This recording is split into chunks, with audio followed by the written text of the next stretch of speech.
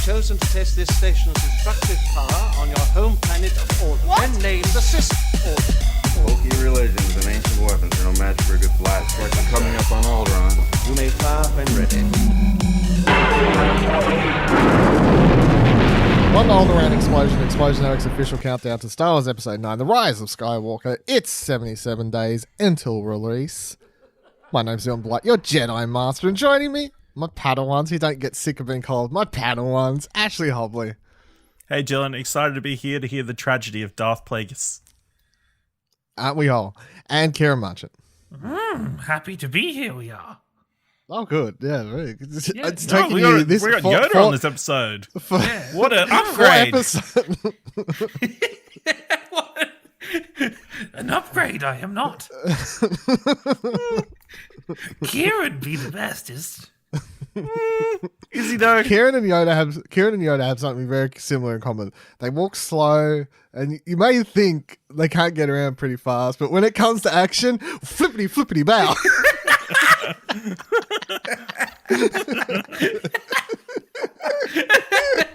Thank you all for joining us this week on this week's episode of Alderaan Explosion. You can follow me on Twitter.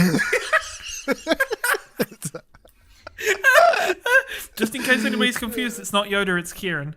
Hey, it was a What? spot-on impression. Oh, It's Ciaran here. unbelievable! Sorry. See you, Yoda. Shock. Thanks for stopping in. He's gone now. See you in 8 weeks. We'll be back to talk about your death. Yeah, so we're talking about episode 3 this week, of course, Revenge of the Sithis. And as always, kind of just going to open up with the check-in. Ash, when was the last time you watched this movie, and do you reckon you have any different thoughts between that time and this time? I'm pretty sure it was 2 years ago when we did it for this podcast. I think I've heard this before. Yeah, we might just have to. We could just save time and use the same clip every week. Just re-record the same segment.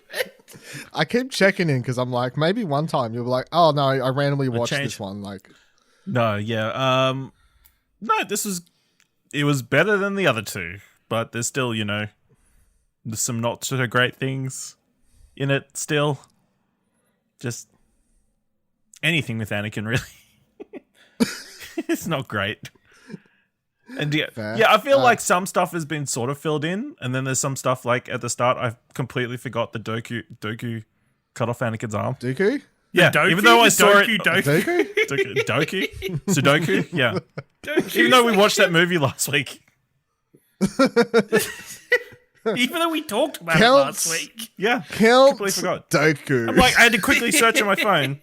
Is this the thing that happened in the movie, or is it like a Clone Wars thing? No, it happened in the movie. Yeah, it happened in the movie. Shocking. Ciaran, when was the last time you watched this movie, and how do you feel about it? I don't think I've watched it since... I think it's been 2 years for me as well, because I wasn't going to watch this until I'd watched all of Clone Wars initially, until we started doing the show.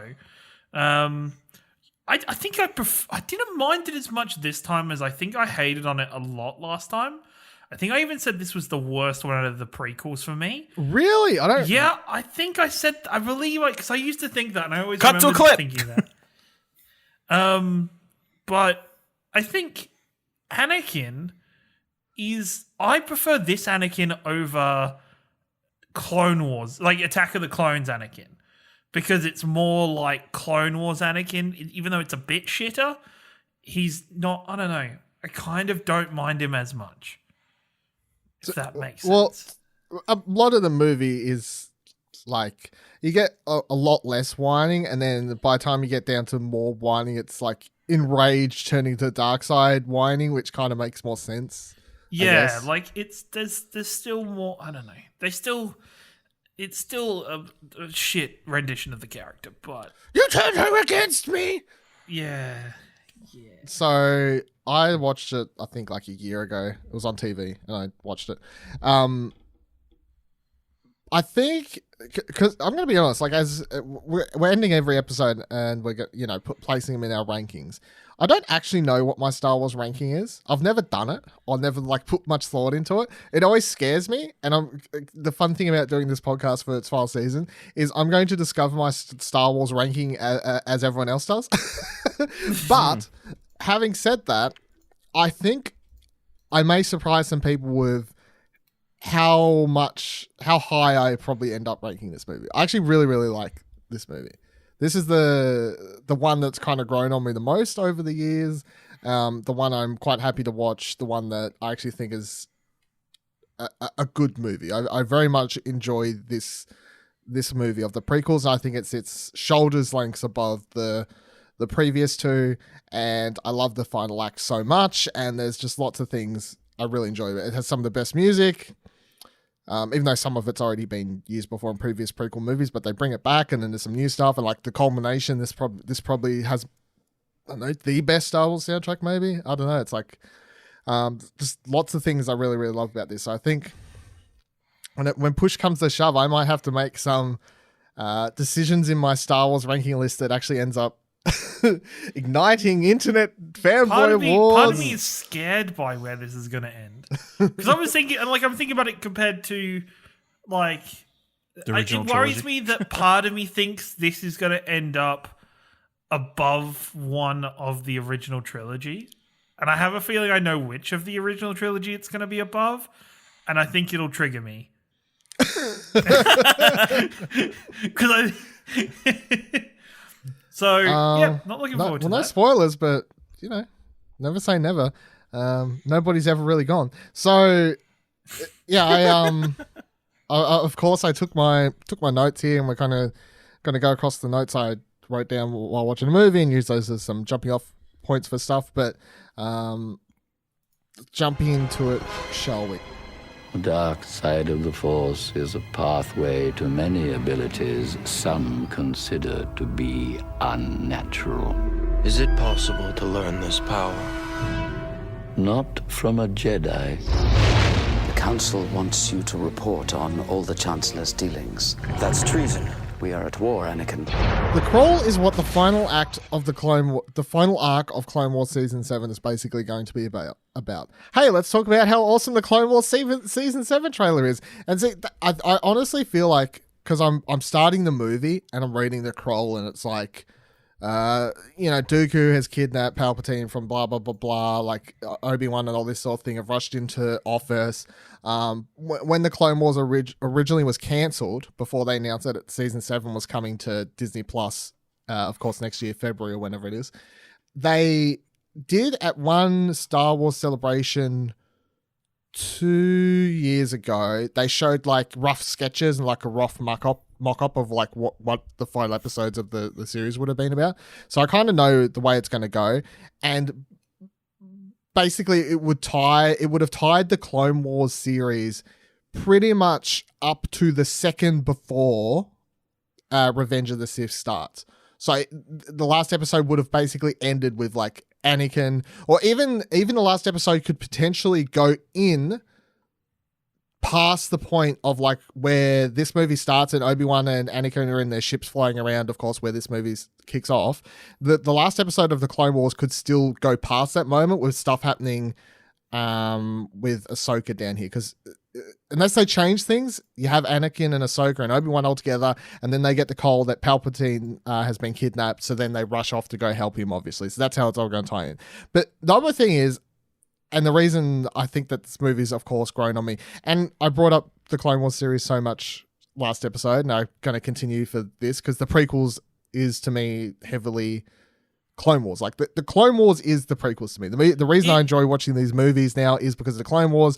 The Clone Wars animated series is what reignited my love for Star Wars. The Clone Wars TV series is, as far as I'm concerned, the one thing that kept Star Wars alive. It isn't Disney buying it and making more movies. It was that TV series that kept it alive, and was possibly the best thing that's happened to Star Wars, bar to the franchise being invented itself. Like, most of the best characters and stories have come from that. So I can't help but bring it up every single time I talk about the prequels. I feel like now watching it and having a better appreciation for the Clone Wars, I find it really weird that there is a large audience base for this movie, for like these movies that have just never seen Clone Wars in the whole. Like, for me, I can't believe that I did that. Yeah, Ashley. until he's gonna binge it in like 2 days, and then he'll come back in and be like, "Hey, what up, nerds?" 2. I'm not that. He's like, try 4. Yeah, I have things to do. But I think even like for me, I don't understand how like it just gives so much more of an appreciation to the prequels and gives so much more. And I think it fleshes this movie out so much. I think this movie is the biggest beneficiary of that information. Yes. Because this movie, I feel like the original, like, I don't know, like the way the 3 movies are cut up for story beats feels, when you watch Clone Wars, feels really weird. Like, just the fact that it's like almost as if the Clone Wars should have started in episode 1, and then episode 2 should have been a large majority of in the Clone Wars, and then episode 3 should be the end of the Clone Wars and what we have. Like, well, I honestly But then we think- wouldn't have got pod racing, and I mean, what's the point? Yeah, that's true. What's the point of life without that? I in my mind, I think the reason I like this movie so much at the moment, or these days, the last couple of years, ever since, Clone Wars existed and whatever, the reason I like it so much is because I kind of watch it as the last episode or the movie length feature. yes, yeah. That is the live action finisher of the Clone Wars TV series. I don't really view it in a weird way. I don't view it as episode 3. It is like the final live action episode of the Clone Wars animated TV series. Because all of the history that comes prior to watching this movie, what's been going on, who are a bunch of these characters, who are all the big players, the slow build up of Anakin turning to the dark side, Ahsoka, that's all these things, like, it's all that. And I watched this movie, I'm like, oh, this is the grand finale of that TV series, where everyone else watches it as the finale of the prequels, where I'm like, yeah, sure, it's that. But to me, that's like below it being the cap off of an animated TV series. Well, it just, like, as a whole for storytelling, they bring in elements that, like, they bring in characters that aren't featured in the rest of the series. Like, they bring in General Grievous, and it's just kind of like, except that he's there, he's had no build-up in the movies. If you just look at the 3 movies in isolation, he's had no build-up, he's got nothing, he's just kind of there to be cool robot person. That He was there to sell toys. Does he have... Yeah, he's there to sell toys. And then you've got this other weird bookend to Count Dooku that, like, it's like somebody chopped the middle of a book out for a character and just kind of stuck the last page and the first page together, and we're like, yeah, there you go. There's your story for him. That's and what I'm you're saying. When you watch these movies so close, even like just a week apart, it is so weird watching the end of episode 2 where they battle him, and then you start this one, they're like, oh, kill him. It's really weird. Whereas if you watch the animated series, they have, that couple of years worth of history between them and running around from one another and political intrigue happening and whatever else that's been going on. And then you watch this, and that's what I'm saying. Like, I watch the start of this movie, I see Cuckoo get Cuckoo. Jesus, Ash is fucking Cuckoo? Cuckoo the Dooku. You see Dooku get killed at the start of this, and that's what I'm saying. Subconsciously, even if I'm not really thinking about it, I do have so much more history if you've watched the Clone Wars. Yeah, and that show does such a good job at writing within the boundaries that these movies set up, and that's because they weren't created by, some random other person off the side here. George Lucas created the Clone Wars. George Lucas was heavily involved in the Clone Wars as much as he was these movies. He didn't pilot the first episode and just hand it off to people. George Lucas was there in the trenches, if you want to put it that way, and that's why you end up with things like Jar Jar still being used a lot and whatever. But George Lucas, in some ways, I feel like he really did the prequel trilogy so he could start doing spin-off things like the Clone Wars, because I feel like he put way more effort and passion and whatever else into the characters that were created. That, like Ahsoka Tano, it's like, here's a character that it's like, let's give Anakin a Padawan. He never thought to do that in the movies, but he kept it in this spin-off series thing. I'm like, okay, I think George has had more of a passion for long-form storytelling than he did at movies, weirdly. Which is really strange, and like when you say boundaries, it's like the boundaries are like some of the most far apart boundaries in the book. It's like, well, you've got this bit here where it starts, the Clone Wars, and you've got this bit a couple years later when the Clone Wars finishes, or even after the Clone Wars, go ahead and fill that in. And you're like... Basically. Yeah, which is really weird for a movie series to go fill in this section. It's almost as if you watch Lord of the Rings and you didn't get Helm's Deep. They just kind of were like... Characters will just turn up at the end after Helm's Deep and be like talking about it, and you're like... In my mind, it really just it to me, it's always been that George designed, like in his mind, as weird as it is, wasn't bothered about there being this big gap of missing information, because in his mind it was like, well, I'm doing the Clone Wars anyway, like well, just people watch that, it'll be fine, like, and it doesn't work as a 3-movie thing to have that much information skip, but it does work if you are partaking and watching everything, I guess, but poor Ashley poor Ashley's like, what the hell? No, don't know what happened. Why is Doku cut his arm dying? off in one movie and then he got his head chopped off in the other. Oh, spoilers already, fuck. But, here's the, I was just, Ashley came into this movie thinking, can't wait to learn a bit more about Doki. Gonna see him really ramp it up, this Doki guy. Dooku, yeah.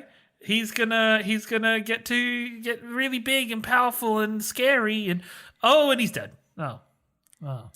Before we continue too much longer on a fucking Clone Wars tirade, which was kind of been the last 2 episodes of this podcast at this stage, but so I rewatched the Clone Wars season 7 trailer because after I finished watching the movie, because of course, and I just want to say that I'm gonna chuck it out there. I honestly would nearly take season 7 of the Clone Wars over another live action Star Wars movie. I feel so much more attachment, and I get so much, like, I can nearly feel tears welling up watching that trailer. I'm like, I have so much investment in these fucking characters. It is unbelievable. Well, I mean, those characters have been on screen more than any other characters, other iterations of way Star more Wars time characters. with them. Yeah, I'm like, oh man, there's a one shot. So not to spend too much time in the trailer, because as I said, we're going to fucking spend Clone a fair Wars bit of time podcast on at this this stage. No, I'll get past it fast. I just want to say that, like, they set up. There's a part because Ahsoka leaves the Jedi Order in like season end of 5 or 6. I can't even remember. End of 5. But in this, they have her like coming back, and there's a part where the clone troopers are like they've painted on like her symbol onto their helmets as like a show of like being her troops and like welcoming her back. I'm like, my precious heart, like, just weep for me. I got it, Ahsoka, like, help me. And then there's part at the end where Maul turns up too, so that's really cool. Can't wait for old mate Maul to be back. But yeah, I noticed that he had 2 legs.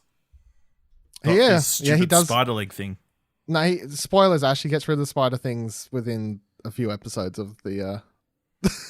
Doesn't he have spider legs in Solo? No.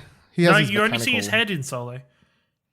Okay. And Ash, you've watched the Rebels episode where he dies. Well, yeah, you've watched the scene. I've seen the scene. It was a while ago. Yeah, but as we've learnt, Ash can watch a movie one week ago and then forget what happened the week after. So. Yeah.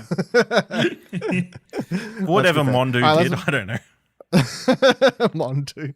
All right, let's move on. The rest of my notes continued. Look at this battle. I want this battle in episode 9. And by that, I mean the part where Obi-Wan and Anakin are flying the ships over, the huge battle that's happening. And there's so many ships in this scene. It's probably the most ships, I guess, you see in any of the Star Wars movies in a very like close combat sequence like this. Of course, you kind of get the X-Wings versus TIE Fighters and these sorts of things in the original movies. But it really doesn't show... I would say what they show here, because there's one shot from above, like a bird's eye kind of view, where they show there's heaps of ships happening down here, and it just seems like there is a fuck ton of ships. Like, even like they never zoom out to show the full scope, but it's like I kind of want this, but more combined with how much that's going on here, and then combine that with kind of what they do in Rogue One, where there wasn't quite as much happening here. I kind of really hope that episode 9 has an epic space battle, is what I want. I think this is... The start of this episode is as close to the Obi-Wan Anakin banter that I love that you don't really get in Clone Wars as much, because in Clone Wars it's more of a Master and Padawan kind of banter of back and forth. But I think this one they're a lot closer almost with the banter, and there's a lot more almost not quite equals, but Anakin is of such a more higher standing now. Well, yeah, it's like in Attack of the Clones, the last movie, you're watching that and it's like he's a Padawan. Now between the two movies, he becomes a general, and he's he's his own person now. He's not Padawan Anakin Skywalker now. He's a general leading in the army and all these sorts of things. So they're kind of more at equal grounds here. Of course, Obi-Wan's on the Jedi Council, which puts him somewhat above and whatever else. But yeah, you can tell they're more like just equals going into battle together as friends, more than just like Jedi Master and Padawan kind of leading one another. And then the next thing I note kind of ties into that as well. I wrote down, they do show Anakin's passion. He wants to go help the clones. So, and this is like a subtle little detail that I guess it would fly over most people, but as much as you could be like, how does he go from being such a, to an evil person straight away? Or like, I hear a lot of people say there was never any good in him in the first place and all these sorts of things. They always kind of like show that there is definitely good in him. And he has a, whereas Obi-Wan gives two shits and he's like happy to stick to the mission. He's like, the clones are doing what they got to do. They got to, if they got to die for the mission, that's what they're for. But Anakin actually has enough passion within him to actually like say, I want to go help the clones, and Obi-Wan has to tell him, no, we can't do that. And not to tie it back to the Clone Wars again, but there are a lot of episodes of the Clone Wars where Anakin will kind of do really kind of outlandish things to try and save people, where other Jedi would have just gone, nah, fuck it, like, man, we can't. They're dead. It's fine. We'll leave them. Crazy what a 180 Tony does. Yeah. Or even just like this movie establishes Anakin as a good starfighter pilot, because I don't think that is established in Clone Wars, and there's like inklings in Phantom Menace of him being inklings of him in Phantom Menace being good, but a lot of times the part where he's in a fighter, it's like a lot of luck in many ways, where he's doing just random shit and being like, oh boy, I can now shoot this thing, and just the kid pisses me off. So there's no, but you get a sense of, oh, he's a really good starfighter pilot. He is confident in himself. I now see how this links to the future, where we get Darth Vader. It's an episode. That's my name. Fuck up for the episode. There we go. Then we get, in Darth Vader, we get this legendary starfighter pilot who everybody's scared of, and this shows that connection. Yeah, for sure. Next thing I wrote down was, much like his visions as a kid, what he sees is nothing but a possible future, as Yoda would tell him. But he believes in them too hard, believes them to be truth at all times. So I wrote this into response where we skipped ahead a bit after the battle at this point, and he's laying in bed and he's having they have that first nightmare scene where he sees Padme dying, and he wakes up in the middle of the night and walks out to the night sky and looks out, and this is where he starts having all these dark thoughts about Padme dying and these sorts of things, which that's the thing, like, he is always from day dot in all of these prequel movies, whenever they show anything to do with Anakin's like precognition or whatever you want to call it, he always takes it all to be true. Not like a figment of the future, not like a possible future.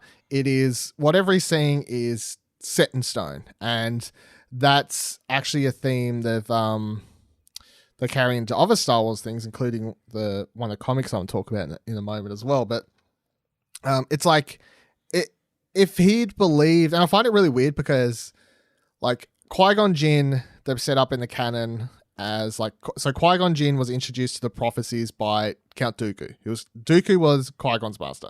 Dooku was into the prophecies. Lots of Jedi don't give any shits about the prophecies because everyone, including Yoda's like, don't dabble in that shit. That's like a path to the dark side. Like how Yoda even tells Anakin later in the movie, of course, like, don't look into that sort of stuff. That's like, Yoda's like, everything's a path to the dark side. Yeah, well, pretty much, yeah. So then Qui-Gon to the dark side. It is. Yeah, probably is. It is. Dooku then introduces Qui-Gon to the prophecies. Qui-Gon then, of course, gets obsessed with the prophecies to the point where Phantom Menace, he thinks he's discovered the prophesized child. And then although they show in that movie that Obi-Wan's like a bit, you know, he doesn't really, he's not full into the prophecies, but he's well aware that Qui-Gon's, you gather that even in that movie that Qui-Gon's of course taught him about them, but Obi-Wan's more like, don't really fully believe them. But then you kind of gather after Qui-Gon dies that Obi-Wan becomes a little bit more of a believer, I guess, because of the fact that his master basically died and his last wish was to see what he believed as the prophesized child come through and all these sorts of things.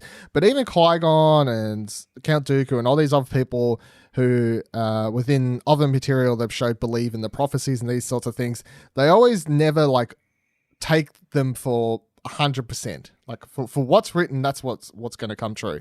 And basically anytime Anakin has a vision of anything, including like his mother's death and then Padme's death and all these sorts of things, he never believes like there's a possibility to change any of these things. And Yoda is somewhat right, because then he is like the fact he gets so obsessed with believing that's exactly what's going to happen and that's the future and that's what it holds, that is what leads him down to the dark side, obsessing over these futures that he thinks he can see without the ability to change anything about them. Is there a possibility that these visions are provided by Darth Sidious? Because in the future, I mean, what's his name? Snoke makes the connection between Rey and Ben in the Last Jedi. Is there some I don't think so. I think it's just some Jedi just have extra sort of powers that others don't, and they've kind of covered this and other stuff as well. Like some Jedi, including Sifo Dyas, had like similar sorts of. He also had the ability to have like precognition, like sees futures, these sorts of things. So it's not like a super uncommon thing. And that's what I was saying when I was talking about the Phantom Menace. Whenever I see that scene about Anakin talking about, you know, he's seen this, which when you watch it and you're not paying too much attention, it just comes off as like some child just thinking all this sort of stuff or whatever. But to me, it's Anakin, even at a young age, showing that he has always had dreams like this. Like he's always had dreams that are his precognitive abilities. That was a fucking mouthful. He's always kind of shown them, but also precognitive. Yeah, that's the one. Yeah, that's the precognitive. one. Thank you. As we discussed in the first season of Alderaan Explosion, words don't mean anything. It doesn't matter how they're pronounced. No. And I think what as he gets older and he starts like having all the visions about stuff, he just becomes more obsessed with them because they're showing things, and he starts to believe that they're going to come true at all points in time. So they actually tie this into something else. So I recently read through Darth Vader, Dark Lords of the Sith, volumes 1-4, which we had previously mentioned, I think in episode 2, the Phantom Menace episode. I think we'd previously mentioned the whole Darth Vader comic book where Palpatine's behind his mother, and like it makes it out like he's putting the Anakin, the baby, inside of it. Like he makes it out how this thing's happening. So in that comic, because I only ever skimmed that section. I never read these volumes through until just recently, start to finish. So what it is that Vader goes to Mustafar, right? This is shortly after episode 3. And he's like, I'm going to build my castle here, which of course we only ever introduced to the concept of Vader's castle in Rogue One. Until that stage, we didn't know this was a thing. Now the idea of Vader's castle has kind of become a fan favorite, like heavily used, like cool thing that Vader builds this castle on Mustafar. Like it's in the fucking VR game that's on Oculus and these sorts of things. Heavy used thing. So as he goes there, and the reason he wants to build his castle there is because he finds like a really strong dark side of the Force, like a fissure point basically, which he manages to open up in the final issue, and he kind of walks through this gateway. And it's a really weird thing because it's kind of like he's entering the dark side of the Force, or like the dark side of the Force is kind of showing him something. And he's walking through it as like a ghostly figure. Like he kind of drops out of his own body. So he's like in this otherworldly place, right? And he's seeing past, present, and future. So they show scenes of obviously young Anakin walking down. They throw some random like prequel quotes up on the in letterboxes on the comic, like, now this is what I call pod racing, and things like that, like, which is quite funny to read in the comic. And he just regrets it. He's like, if I could go back and kill myself when I was a kid, I would do it. Like, I'd stop that. There's literally a scene where they show like young Anakin walking past, and the big looming shadow of Vader like reaches out and like begins choking him. So you can read into that what that's supposed to mean. I guess I don't know if that means he wishes he could actually go back and kill himself. Maybe he does. I don't know. Like, that's the thing about this last sequence, is there's no explanation for it. It's all very much left up for you to decipher what it is. Of course, he walks down further. He sees his mother standing there. Palpatine's behind her. He has hands out. Looks like Palpatine's putting the baby in there. And then he goes up further. He has a vision of him fighting Ahsoka in the Star Wars Rebels episode where Vader comes down and finds her there. Which, by the way, when you read this comic book, which was made after that Rebels episode, and then you go back and you rewatch that Rebels episode, Vader literally comes down on top of the TIE fighter and then says, "It was foretold that you would be here." And then when you rewatch that episode after reading the comic where he has a vision of this fight, it's like, either that's a really fucked up coincidence, or there was literally this much like subtle planning happening around. I don't care. Either way, it really fucking works in a cool way, because obviously once you read the comic, it's like, oh, he had a fucking vision of this fight. Like, then he's like, yeah, it was foretold he would be here, Ahsoka, right? Okay, yeah, this all makes sense.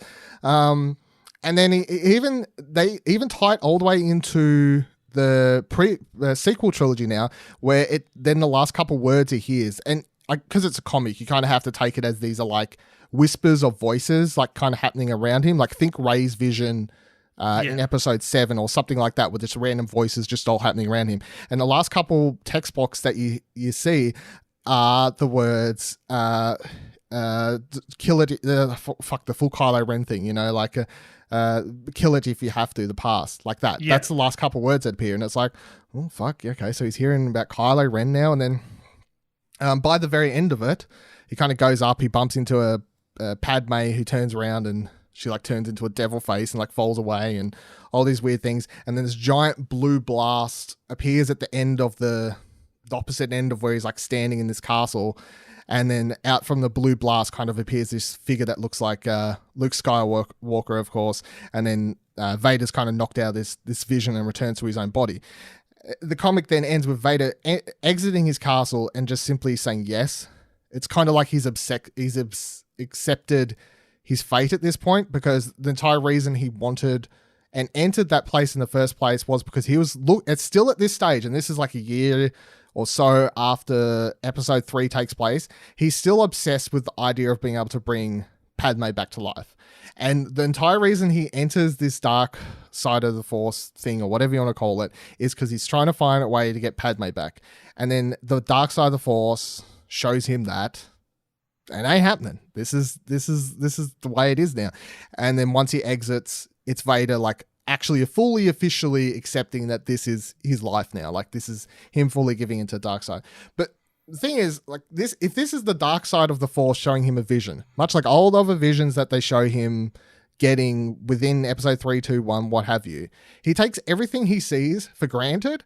And I don't know if that means that us as the readers, watchers, whatever, of any of this stuff have to, you know? Do I take the fact that he sees Padme dying in a vision mean that she has to die? No, I don't, because it's like that was his choice. Was he always destined to go down that path? I don't know. Yeah, but it's just, I don't know. Like, my viewpoint there's a thing where you are, and she does, but part of that is, yes, there is some coincidence that leads him to where, you know, he finds his mother. You know, had he been quicker, he could have saved her.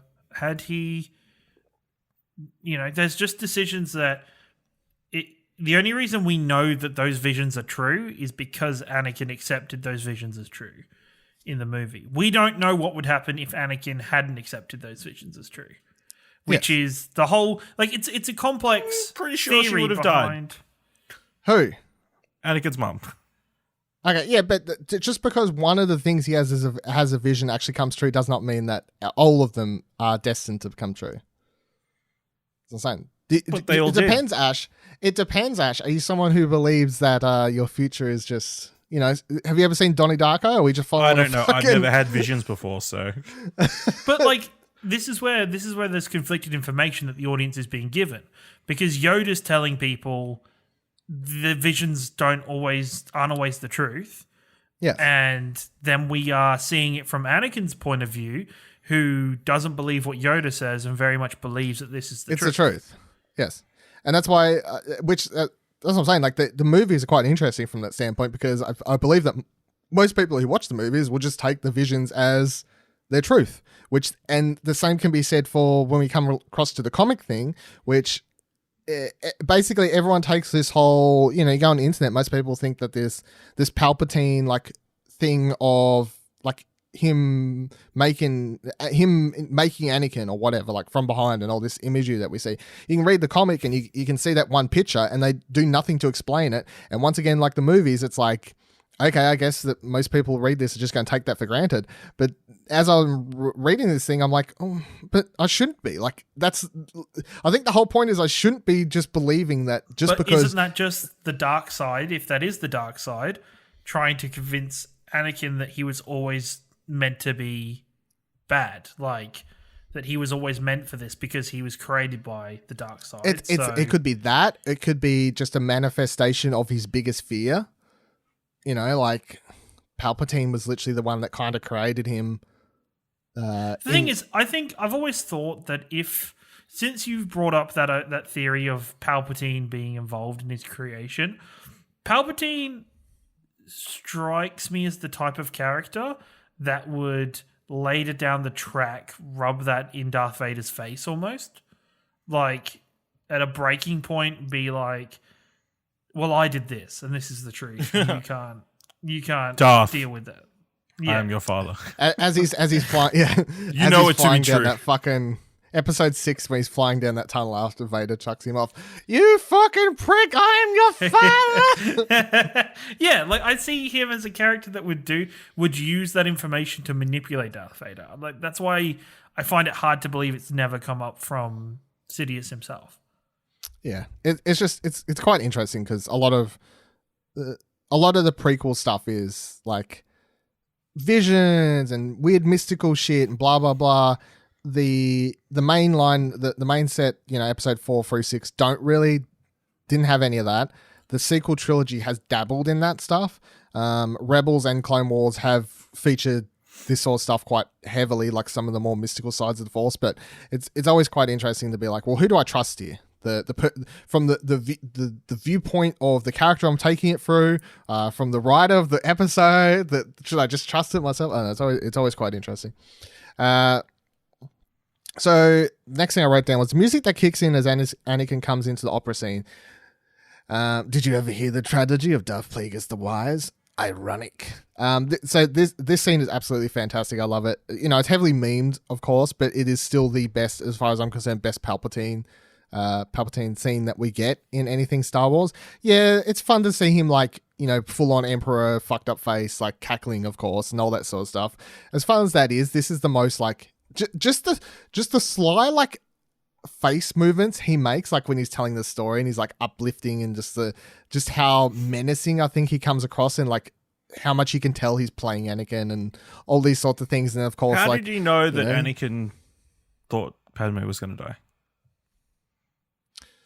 But Anakin, like, this is where there could have been things left off screen, because I think that would be something that Anakin would share with him. He's been secretly manipulating him to think that Ashley's really trying to ride this theory. He's like full tinfoil hatting this crap. Like, but I think, this scene would be more impactful if this wasn't a prequel.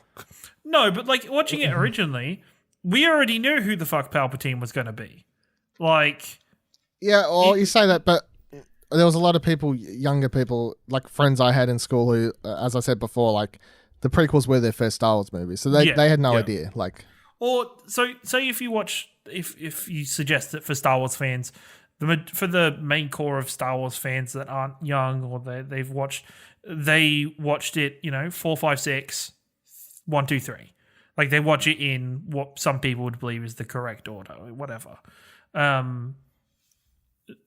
if you've watched 4, 5, 6 and you come into this, it doesn't make this scene as impactful as if all of a sudden you would have this holy fuck moment of, oh shit, like this is... I don't know. This guy... There could be some people who didn't click that that's the Emperor. Possibly. I don't know. I mean, he doesn't look like the Emperor until he starts doing the electricity thing. He looks like the Emperor in like episodes 1 and 2. Lots of people wear black cloaks. I don't think that like the shock value of, oh my god, he's actually the Dark Lord. I don't think that's really matters, because it's like, I think it's more fun to watch the scene knowing fully who he is and just being able to appreciate how menacing. To watch it. It'd be interesting to watch it with that shock though, that shock factor. Oh sure, like, I'm sure some people do. I remember seeing a viral video going around. Maybe last time. Was that the little girl or whatever? The little it was? girl who sees Anakin turn and she like freaks out. Yeah, she's like, no. It's like everyone knew from day one watching these movies, Anakin becomes Darth Vader, but these people who never watched 4, 5, 6, they're like, Anakin's a good kid, like why? And then he turns to dark side. It's like, holy fucking shit! Didn't see that coming. I would love to watch a kid see the rest of that film after that. We're through the looking glass. It's very fucking messed watching up. as he straight up murders everybody. All of the younglings, kids their age. This kid who's watched Phantom Menace, Attack of the Clones, all the Clone Wars, loves Anakin Skywalker. Yep. And then it happens. You know, there's kids out there that I like that, yeah. Yeah, 100%. So, you know, maybe it's better just to show your kids them in order. I'm going to do that to my kids. I'm going to ruin their lives. Maybe like make sure they love this character, and then I'm going to crush it before them. It's like, that's what's going to happen if you have a relationship before you're 18. You know that babysitter you have a silly crush on? Stop. Now. Next thing I wrote down was just the hello there, because, of course, once again, talking about memes, the ultimate Obi-Wan meme, just chuck it out there that if he better say it once during the Obi-Wan TV series. No, it would be hello there. Like the best shit if the first trailer with the first time we see him in that again is like shots of just like landscapes, maybe an overarching narration voice or something, and then it goes to black and then it cuts to him and he says hello there. I'd be like, I'd lose my shit. I'd be like, I'm in. I don't know. It's one way to get people to people would be posting it every. It would be an internet bomb. I mean, if we go on Dylan's theory where a certain other character shows up, it'd be cool if they said it when they see him the first time. Yeah, Dylan would lose his mind. I'm excited for Dylan losing his mind. I'm excited for Dylan losing his mind. Who isn't? Any day now. You thought Dylan reacting to Sidious's voice was a hype moment. I'll have to record reactions to if they don't have Ahsoka in the trailers, and I'll just have to record myself watching every episode of the Obi-Wan series, just in case it happens. It's live watch along, yeah.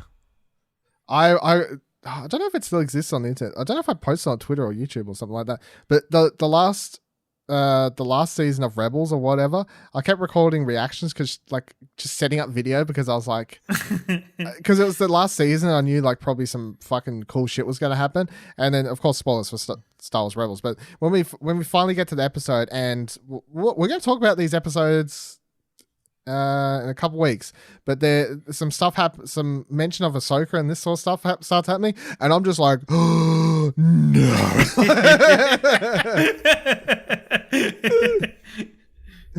Anything to do with Ahsoka gets good reaction from me.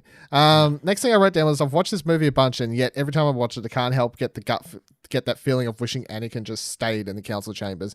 And that's why like, I actually think this movie is put together rather well, and I think the surefire sign that this movie is actually put together quite solid is the fact that I've watched it a bunch.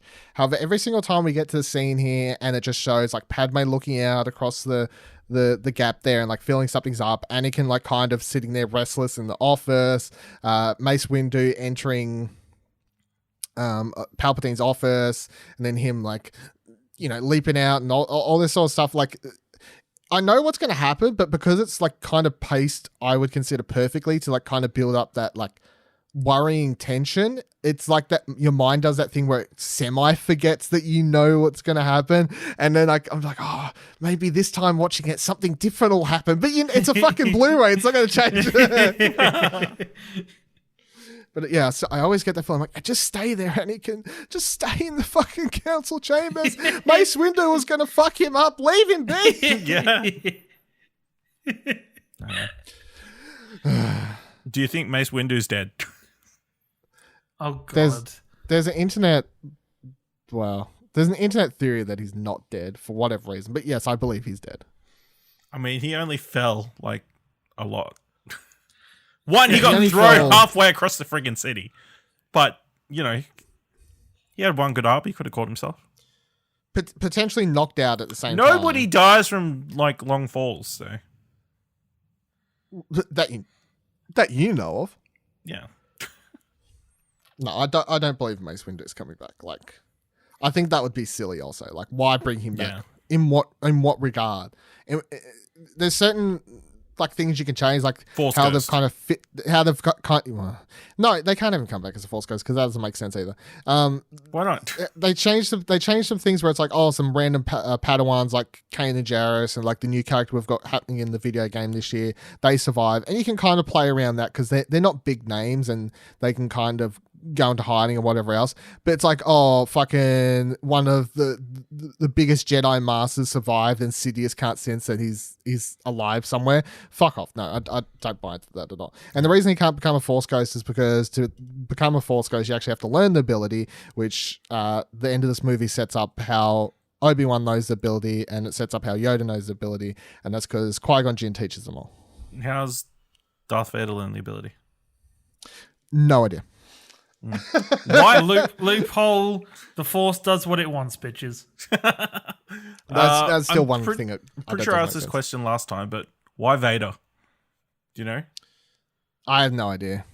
No, I don't know if they've ever Explained or delved into it. I don't know if like the Sith have some like notebook they keep of cool names to name their next apprentices or whatever. Like fucking Palpatine's like, you shall be named Darth Maul, and then comes along, you shall be named Dooku. No, he has an You actual don't get Sith to name. change your name. I can't remember his Sith name. Fuck me. And no one ever calls him his Sith name in the fucking thing, It's not Oh, important. but he's just like ticking them off in a book. Maul. Dooku comes along to Anakin. As Anakin's bending down, he looks away for a quick second, like fucking Palpatine, like whips open his Flashcard. robe, pulls out something real quick, like what's on the list? Darth Vader. There's like fan theories that I'm reading about because apparently Vader means father in Dutch or some shit, or it's close to father in Dutch. Oh shit! Yeah. And there's people been like, well, Sidious knew that his kids were going to play a big part in the future, so he named him Vader because he knew it was father in some other kind of human language. That was a George It's Lucas like- thing. It's like, no, shut up. I don't think reading into names is much like. Then it's like, why is Plagueis called Plagueis? Why is Revan called Revan? No, but why did he pick that name of all the possible names? I don't know, just I think, and it sounded like it was pre-planned as well, but like off the top of your head. Darth Vader. Yeah, I don't have an answer for that. I don't, and also I don't. As far as things I'd like to see answered in extended canon material, probably not high on my list, to be honest. What did I write down? Where was I up to here? Order 6016 is so sad. Once again, kind of like what I was just saying before about how I think it's kind of perfectly paced, where how he's like sitting there in the council chambers and these sorts of things, and it gets me anxious. Watching Order 66 like play out and just seeing Anakin go to the dark side. Once again, I've seen this movie a bunch, and still every time I'm like, no, like, oh. And then when he goes and kills the fucking younglings, every time that random kid pops out and he's like, Anakin Skywalker, you protect us from the mad Sith Jedi, please protect us. And then you see fucking Anakin like whip out his lightsaber. Every time I'm like, oh, that hurts. That's some fucked up shit. It's also just so dark. Like, he kind of... Again, a complete 180. It's... He wants to fucked save up. his clone troopers at the start of the movie. Now he's murdering children. Yeah, it's... And this is why Jedi aren't And it only supposed to took have like a 10 relationship. seconds for him to accept that's what he was going to do. Cuts off I Mace think- Windu's arm. Oh, what have I done? Oh, I'll go murder some children now. Yeah, well, see, it's kind of like it's not like he's fully given into it, but he like has that whole reaction of like, what have I done? Like, Mace Windu's dead now. But then in my mind, it's just him in his head, like, well, I'm committed to this now, like, kind of thing, you know, like, as Palpatine's like, yeah, good job. He kind of just accepts, like, I've just fucking helped kill a Jedi, I guess. Oh, yeah. I got to commit, and then of course He fell Palpatine's like, into I'll that give you life. well, I'll help you protect Padme. And he's like, oh, Padme, yeah, I can't live without her. Yeah. Oh, no. Better get Sad. down. Very sad Do just other seeing things. another person fall into a life of crime. You know, ever see those things on Instagram? Like, get yourself a boy who will do this. Get yourself a girl who will do this. Get yourself a boy who will murder thousands of innocent children just Nope. to spend one Nope. more day with you. Nope, that's all right. It's okay. We don't need those 24 hours. That's what alright. That's what we need. What did I write down next? I wrote down the quote: "This is how liberty dies with thunderous applause." Just because I think it's one of the best written poetic lines in the whole franchise, and like, of course, a lot of the prequel stuff is to do with politics, and well, not so much the third movie for sure, but I've always kind of loved that line where Palpatine comes in, fucking dipshit gives him supreme. You know, he's coming in like, I'll turn the fucking place into I'll become an emperor. I'll rule all of you. Fuck this shit. And it's like, you know, this is how liberty dies with thunderous applause. I mean, when you think about it, the first movie, he first gets into power because everything's so slow. It takes forever them to want to even look into the issue of the Trade Federation. And then in one sentence, he decides, I'm going to have all the power. I'm going to be emperor now. Yes. But Pretty he's much. just like, that line is almost Shakespearean in the way that it's written. Like, to think that the you know, in the same movie franchise that came up with, now this is pod racing. Also, I don't came like up sand. With that I don't like sand. It's coarse. That was Shakespearean. No. I'm pretty sure that was in They could Hamlet. come up with such a line that can deliver such a complex eloquency to it is pretty good, actually. Good job. On you, George. On you. 1 out of 10. Good on you. 1 out Next- of 5,000 lines. Next thing I wrote down was Yoda just knocks these two fools out, and that's in relation to when he walks back into that room. You know, Order 66 happens, of course, blah, blah, blah, blah. And then Yoda and Obi-Wan sneak back onto Coruscant, and Yoda just like kind of waddles into this room. There's those two guards like standing in Palpatine's room, and Yoda just very subtly just like, and they kind of just, they're not even far from the wall, but they must get knocked so hard against the wall, they kind of just and get passed out. And this Yoda's like, yeah, fuck it. Like, every time it makes me laugh. This entire fight scene that happens between him and Sidious actually makes me laugh. Especially the shot where fucking Sidious like chucks fucking Yoda across the room, and then Yoda turns around, chucks him across the room, and Sidious gets chucked into that fucking chair, and he's fucking ass overhead, like with the fucking coat he's got, the cloak he's got on. It's fucking hilarious every time I watch it. Now, I wrote down best fight in Star Wars: Obi-Wan versus Anakin. What do we reckon? Yes or no? Yes, because it is the only fight in the Star Wars franchise between two lightsaber wielders. Well, the movie franchise between two lightsaber wielders that are so closely matched.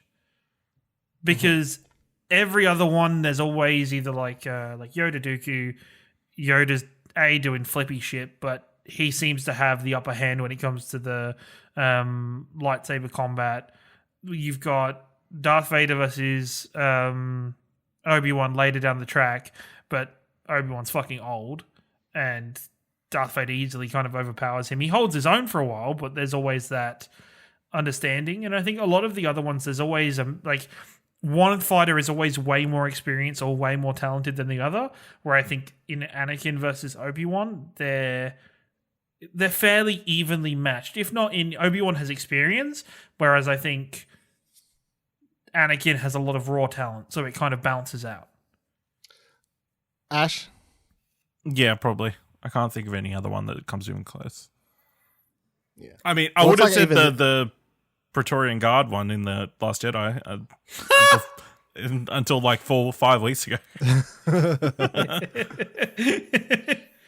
Yeah, I think this. I definitely feel like this is the best fight scene, and it's the thing about it is that I always find funny is because even a lot of people who hate like prequels suck, fucking prequels suck ass, blah blah blah. They'll often be like, yeah, but I really love this fight scene, and I'm like, to me, I don't feel like this fight works unless you somewhat at least buy into like Anakin's history and what's happened, because as much as you can complain about the prequels, the reason this fight I think is so epic is because A, it looks cool, it's shot well, you know, they're on lava, they're fucking, as Ciaran was saying, they're evenly matched, so it's an enjoyable fight to watch in that factor, but also the emotion behind it, you know, you've got literally one guy just like full rage turning to the dark side, like this prophesized chosen one, like there's so much Obi-Wan feeling fucking betrayed, like his master, like his last dying wish, train this kid. Obi-Wan feeling like he didn't do a good enough training the kid, like this is his fault that this has all happened because he fucked up as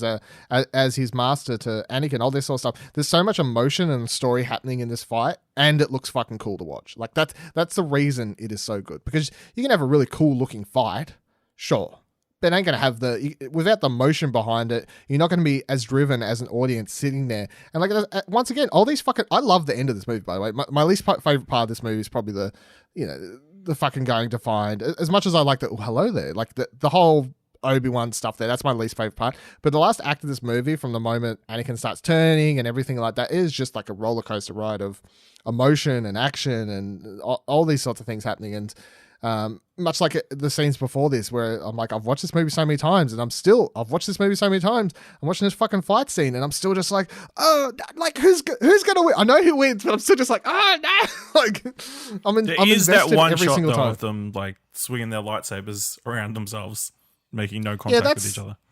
Yeah, everyone makes fun of that, but that's always been the prequel fighting style, where they're like, they've explained it where the reason the Jedi fight with that is because they're like constantly swinging around and like reacting, so they're not going in for hits, they're like literally changing between like different forms and positions is what it's supposed to kind of represent. Like they're kind of like and they're like switching form.